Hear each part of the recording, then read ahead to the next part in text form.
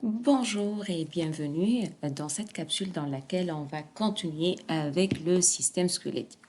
Donc, tout d'abord, la dernière fois, on a vu l'anatomie, la composition de chaque os. Donc, c'est quels sont les tissus qui se retrouvent à l'intérieur.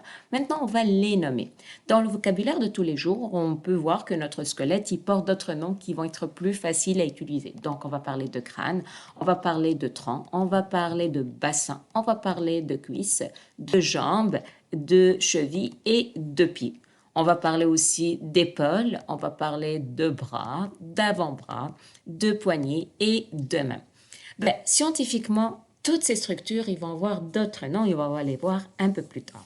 Mais ce que j'attire votre attention, c'est que notre squelette, il va être divisé en deux parties. Il y a une partie qui commence du crâne jusqu'à vraiment le bas du bassin. C'est vraiment, elle se trouve au centre. C'est elle, on va dire, qui va relier tout. Donc, c'est notre squelette axial et tous les autres os qui vont former nos membres inférieurs et nos membres supérieurs. Ça va être, en fait, ce qu'on appelle, c'est le squelette appendiculaire. Voyons maintenant les noms scientifiques pour chaque os, dont soit le squelette axial ou le squelette appendiculaire. Donc, squelette axial, rappelle-toi, c'est ce qui se trouve au centre, c'est l'axe de notre squelette. Je commence par retrouver notre crâne. Donc, je vais retrouver les côtes. Je vais retrouver ici l'os qui relie les côtes, c'est le sternum, les vertèbres et le coccyx.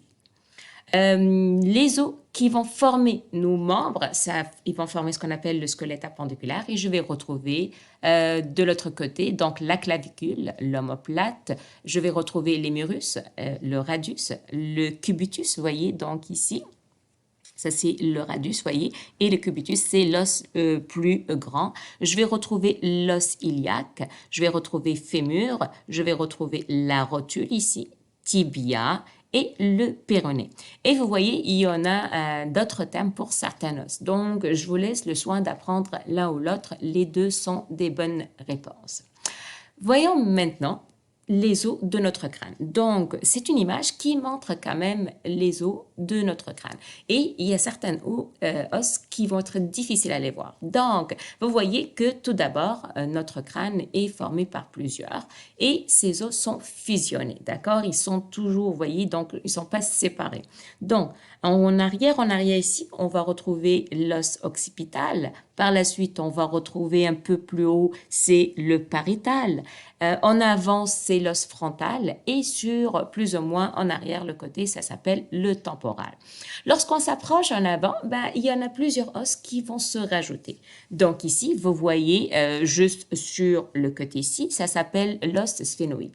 Et l'os sphénoïde, en fait, c'est un os qui vraiment se trouve à l'intérieur. Et lui, en fait, il va nous permettre, donc, il va aller vraiment en avant, puis il va aussi protéger, on va dire, donner la cavité de nos yeux, ok?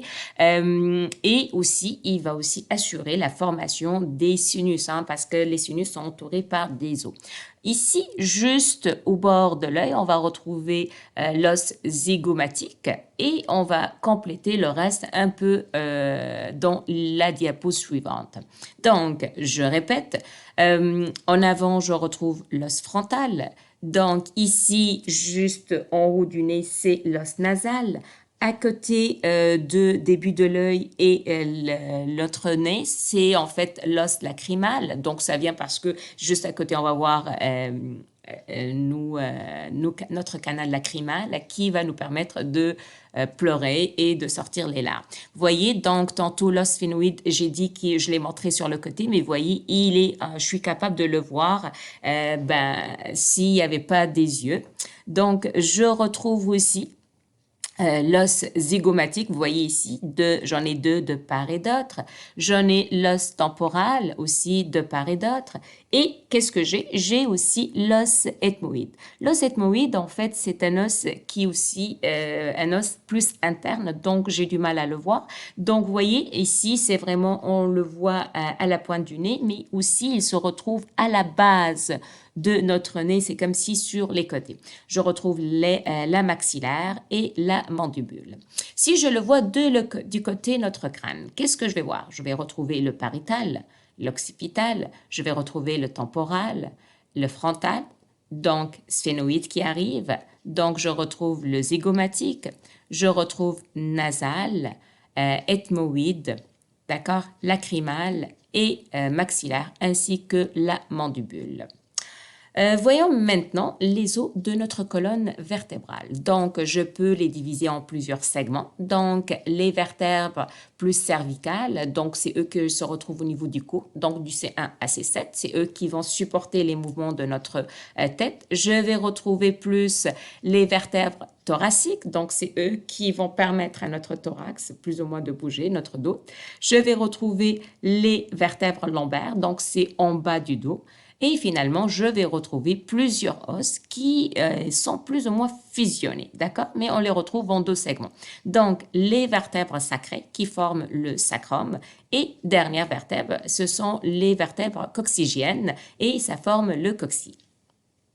Et si je regarde plus en détail à l'anatomie d'une vertèbre, ben, je vais voir que notre vertèbre est formée par ce qu'on appelle des processus. Les processus, en fait, c'est vraiment la petite extrémité qu'on la voit. Et pourquoi on a besoin de cette petite extrémité? C'est tout simplement, elle va permettre d'attacher les ligaments. Ok, les ligaments, pourquoi on a besoin de ligaments? Parce que les ligaments vont nous permettre aussi d'amortir, de relier les vertèbres aussi entre eux. Et vous voyez, à l'intérieur, d'accord, on voit quand même il y a un tunnel, donc il y a du vide. Pourquoi on a besoin du vide? Ben, c'est à l'intérieur de ce vide qu'on va voir la moelle épinière. Et la moelle épinière fait partie de notre système nerveux. Donc, c'est elle qui va permettre de apporter les nerfs à tous nos membres. Et entre les vertèbres, je vais retrouver ce qu'on appelle les disques intervertébraux. Pourquoi? Ils sont là pour amortir les chocs, pour éviter l'usure entre les vertèbres.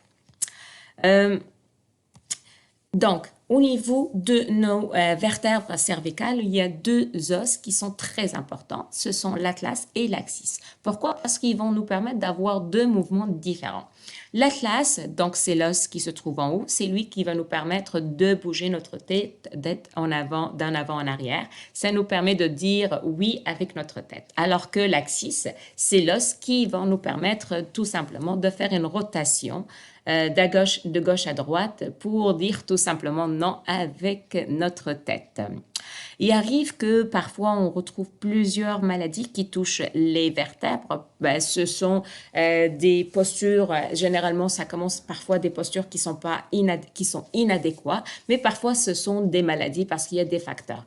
Il y en a plusieurs types de maladies qui touchent notre colonne vertébrale. On parle de kyphose, de lordose, de scoliose et actuellement de textose parce que c'est une maladie, c'est une déformation qui était entraînée parce qu'on est tout le temps sur les électroniques. Voyons maintenant les os de la cage thoracique. Donc, on a 7 vraies vertèbres et vraies côtes et, je m'excuse, 7 paires de vraies côtes. Et pourquoi on les appelle vraies côtes? Parce que chacune entre elles, elle est reliée individuellement au sternum. Cette os ici, ça s'appelle le sternum. Je vais retrouver 3 paires de fausses côtes. Pourquoi on les appelle des fosses? Parce que tout simplement, les 3 fusionnent ensemble. Ils sont reliés ensemble au sternum en un même point. Je retrouve en arrière 2 côtes qui sont flottantes parce qu'ils ne sont pas reliés. Je retrouve le sternum, c'est l'os central qui va relier tous les côtes et les côtes vont être reliées par un cartilage costal. Si je regarde le bassin, donc les os du coccyx et tout ça, donc je vais retrouver que le bassin de l'homme et la femme sont différents. On va voir ici que ce bassin, il est plus large par rapport à ce dernier et on peut tout simplement deviner qu'il s'agit de celui de la femme. Pourquoi? Parce que la femme, ça va faciliter l'accouchement et ça fait partie de dimorphisme sexuel entre l'homme et la femme. Voyons maintenant les os de la main. Donc ici, en bas, je vais retrouver ce que j'appelle le carpe ou les 8 os carpiens. Donc vous voyez ici. Par la suite, je vais retrouver le métacarpe ou les 5 os métacarpiens, donc ici. Je vais retrouver mes phalanges proximales parce qu'ils sont à proximité de métacarpe, mes phalanges moyennes et je vais retrouver les 5 phalanges distales. Le même principe pour le pied. Je vais retrouver tout simplement le tarse ou les 7 os tarsiens. Je vais retrouver les 5 os métatarsiens.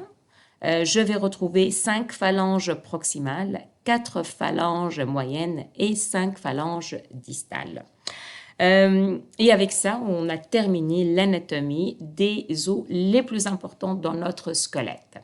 Il arrive parfois qu'on reçoit un choc très violent et l'os peut se briser et ce qu'on appelle une fracture. Il y a différents types de fractures, mais il y en a certains qui vont nécessiter une immobilisation du membre brisé et généralement l'os va être capable de se régénérer et de se souder.